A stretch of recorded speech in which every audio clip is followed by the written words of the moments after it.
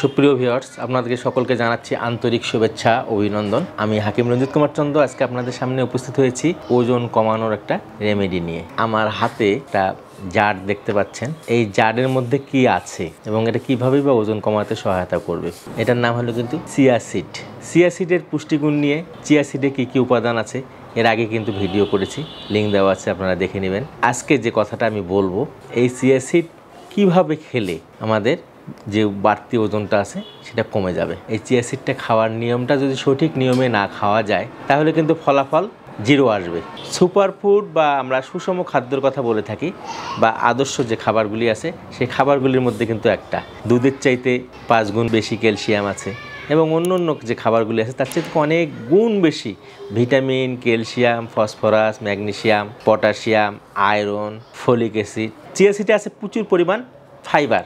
Fibre হচ্ছে আঁশ, যা মানুষের কোলন ক্যান্সারকে নিরাময় করতে সহায়তা করে, যার জন্য চিয়া সিডকে বলা হয় সুপারফুড। এখন ওজন কমানোর জন্য চিয়া সিডকে আমরা কীভাবে খাবো? আমরা চিয়া সিড কিন্তু শরবত করে খেতে পারি। শরবতটা হলো আমরা হয়তো বা দেখা গেছে যে 250 থেকে 300 ml পানি নেব, তার মধ্যে এই চিয়া সিডটা 3 থেকে 4 চামচ পরিমাণ দিয়ে রাখবো, ভিজতে থাকবে। দেখা যাবে আধা ঘন্টা পর আমাদের সুন্দর একটা রেমেডি তৈরি হয়ে গেছে। স্বাদ কিন্তু খারাপ না, আমরা এটা খেতে পারি। এখন এটা যে আমি খাবো, আমরা যে 3 বেলা খাবার খাই, কোনো খাবারের বিকল্প হিসাবে মানে খাবারটা গ্রহণ করব না, তার পরিবর্তে আমরা কি খাবো? Chia seed. কারণ হলো কার্বোহাইড্রেটকে কমিয়ে দেবো আর সেই জায়গায় চিয়া সিডের স্থান করে দেবো। তাহলে যদি আমরা দিনে একবার কমপক্ষে খাবারকে নিয়ন্ত্রণ করতে পারি এবং বিকল্প খাবার হিসেবে চিয়া সিডকে ব্যবহার করতে পারি, তাহলে আমরা দেখব যে এই চিয়া সিড আমাদের আস্তে আস্তে শরীরের ওজনকে কমিয়ে দেবে এবং এটা ম্যাজিকের মতো কাজ করবে, যা অন্য কিছুতে সম্ভব নয়।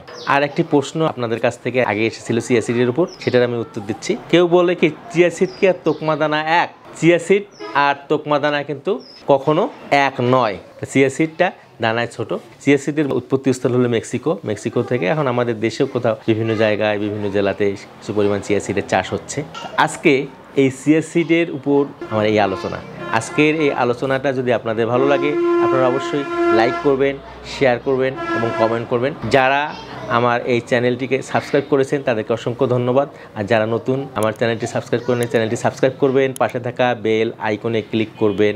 নতুন কোনো স্বাস্থ্য বিষয়ক ভিডিও আপলোড হলে দ্রুত আপনাদের হোম পেজে শো করবে, যাতে আমি পরবর্তী ভিডিও বানাতে অনুপ্রেরণা পাবো। আপনারা সবাই সুস্থ থাকুন, সুন্দর থাকুন, এই প্রত্যাশায় আমি আজকের মতো বিদায় নিচ্ছি। আপনাদের সবাইকে ধন্যবাদ।